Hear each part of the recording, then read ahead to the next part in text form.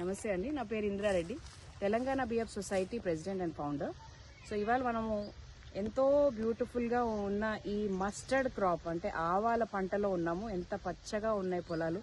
So ఎప్పుడు మన చూసే దగ్గర వరి కాకుండా ఈ తేనెటీగలు చూడండి, వాటి ఆహారం కోసం పుప్పొడి మకరందం కోసం ప్రతి పువ్వు మీద వెళ్ళి ఎలా సేకరిస్తున్నాయో. సో మనం ఇక్కడ ఒక హాఫ్ ఎకర్లోనే ఒక 4 పెట్టెలు పెట్టడం జరిగింది. సో ప్రతి పెట్టెలో కూడా మనకి బాగా పాపులేషన్ కూడా పెరుగుతుంది. అలాగే మీకు చూడొచ్చు ప్రతి దానికి కూడా బాగా ఈల్డ్ అనేది బాగా వస్తుంది. సో లాస్ట్ ఇయర్ కూడా బంపర్ క్రాప్ వచ్చింది అని చెప్పి ఈసారి కూడా మనకి బాక్సుల్ని రెంటల్ పర్పస్లో పెట్టుకునే పరిస్థితి. సో ఈ పెట్టడం వల్ల కూడా మనకి దిగుబడి అనేది అంటే సీడ్ క్వాలిటీ, లోపల నూనె శాతము, అలాగే దిగుబడి అనేది మనకి 70 నుంచి 80%, 200% కూడా పెరుగుతుంది.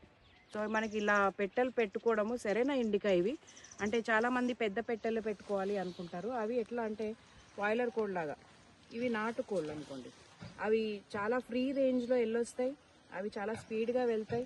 బయట ఉన్న ఏదైనా పిట్టల నుంచి కూడా ఇవి తప్పించుకోగలుగుతాయి. చక్కగా ఫ్లవర్స్ మీద చాలా ఫాస్ట్గా వర్క్ చేస్తాయి. సో వాటి వల్లనే మనకి దిగుబడి అనేది పెరుగుతుంది, దాంతోపాటు తేనె కూడా వస్తుంది. సో ఇది మనం చూడొచ్చు, ఇక్కడ మనం పెట్టినప్పుడు ఎలా ఉంది, ఇప్పుడు ఎలా ఉంది. ఇక్కడ ఇచ్చి మనం 15 డేస్ అయింది. ఇక్కడ రైతు రమేష్ గారు పెట్టుకొని 3 రోజులు అయింది. సో లోపల ప్రతి ఒక్కటి తెల్లగా కనిపించేది అంతా కూడా తేనెనే. సో ఇందులో నుంచి కూడా మనకి 2 కిలోల తేనె మనకి ఈజీగా వస్తుంది. సో ఈ పంట అయిపోయే లోపల ఒకసారి తేనె కూడా తీసుకుంటే రైతుకి ఒక మంచి ఆహారం. ఇలా మనం పెట్టుకోకపోతే ఆ పూలల్లోనే మనకి ఇదంతా కూడా వేస్ట్. ఎంత మంచి బ్రూడింగ్ ఉంది చూడండి. బ్రూడ్ అంటే పాపులేషన్ విపరీతంగా పెరుగుతుంది. అంతా గుడ్డు, వాటికి తేనె పెట్టుకునే ప్లేస్ కూడా లేదు. సో అందుకే అది పైకి కట్టేసుకుంటున్నాయి.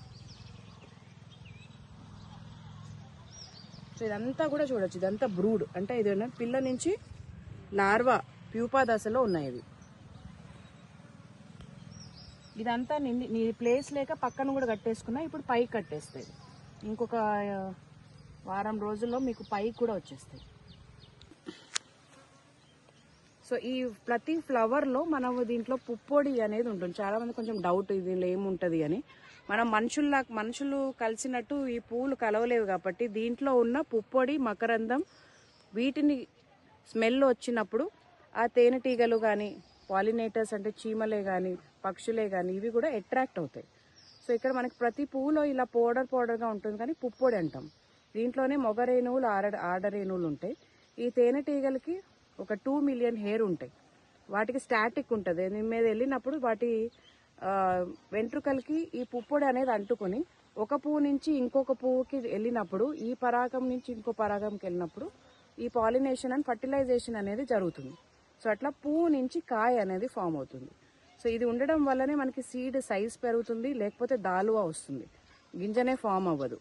సో ఇట్లా మనకి ఇలాంటి పంటలు వేసుకున్నప్పుడు ఖచ్చితంగా మనకి పాలినేషన్ అనేది అవసరము. దాంట్లో 80 నుంచి 70% తేనెటీగల వల్లనే జరుగుతుంది. కాబట్టి తేనెటీగలు అందరూ మనం కాపాడుకోవడం ఒకటి, ఇప్పటికిప్పుడు మనం అన్ని పుట్టించలేము కాబట్టి ఇట్లా రెంటల్ పర్పస్లో పెట్టుకోవడం ఒకటి మనం చేయడం వల్ల మనకి దిగుబడి అనేది బాగా పెరుగుతుంది.